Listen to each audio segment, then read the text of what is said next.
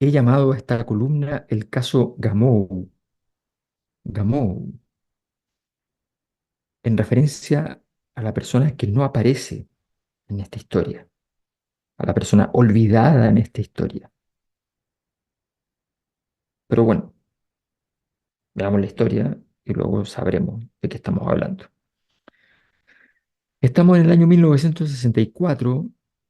Dos investigadores muy famosos, Penzias y Wilson, eh, trabajan en unos laboratorios que en realidad eran antenas de la empresa de telecomunicaciones eh, de Estados Unidos, que habían quedado en desuso, y estos investigadores astrónomos habían solicitado, eh, físicos fundamentalmente de observación, sin matriz teórica fuerte.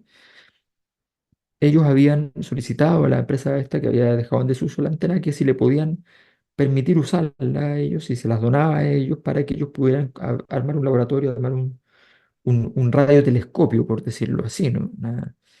Eh, hacer radioastronomía a través de un sistema de microondas bastante rudimentario dentro de todo. Estaban todavía en la etapa de prueba, no estaban todavía haciendo nada no estaban empezando a hacer las tareas propiamente tal. Estaban recién preparando toda la antena y la antena manifestaba, expresaba constantemente un pequeño chirrido, un sonido constante, una interferencia probablemente, que no se podía sacar, que no se lograba sacar. Era raro el caso. Eh, entonces, bueno, dijeron, hay muchas probabilidades para que eso pase, hay muchas formas de que se puede llegar a ese tipo de problema de interferencia. Por de pronto cosas pedestres, la caca de los pájaros sobre la antena. Se subieron a la antena, ¿ya? Limpiaron toda la... Seguía ahí intacto, con una, con un agravante, con un agravante. El sonido no solamente estaba ahí, sino que no importaba hacia dónde movieran la antena, el sonido siempre seguía allí. Era muy raro, muy raro. Hasta entonces no habían pensado nada en George Gamow y seguirían sin pensar mucho en él, bastante rato.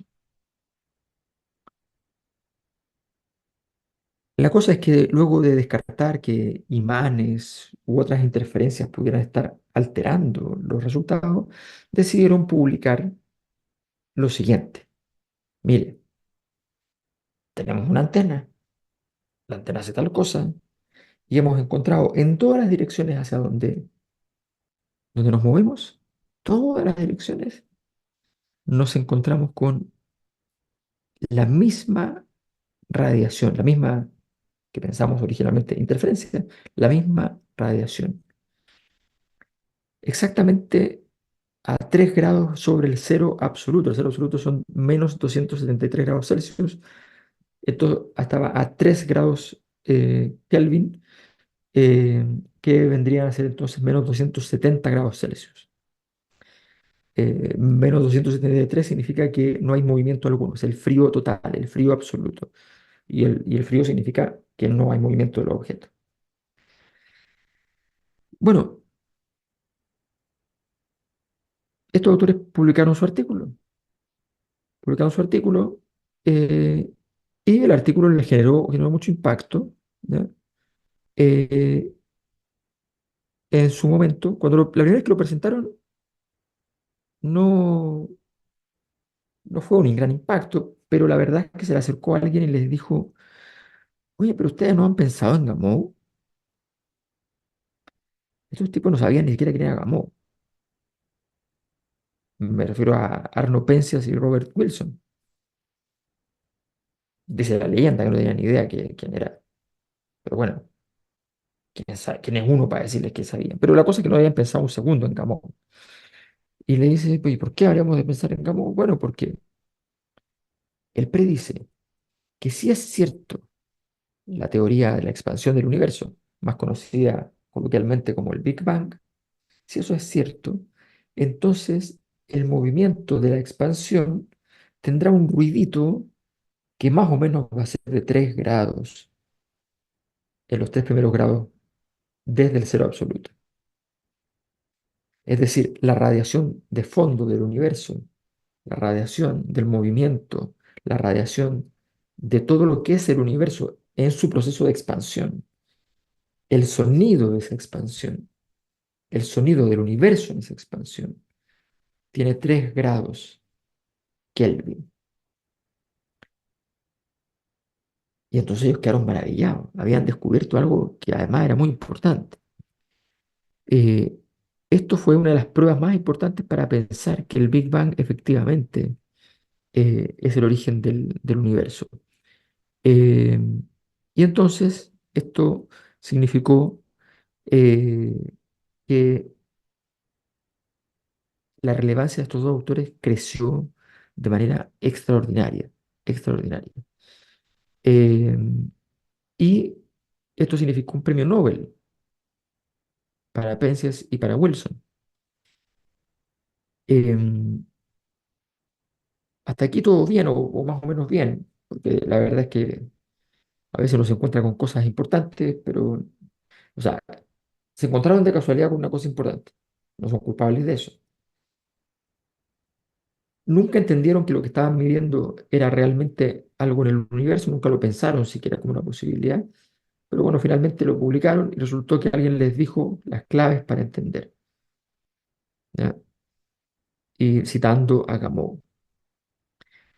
La cosa notable, bueno, Gamow era de origen ruso.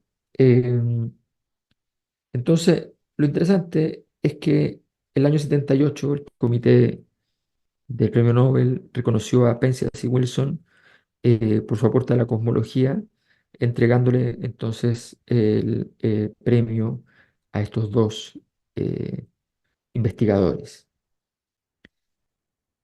A mí me parece casi un escándalo, ¿no?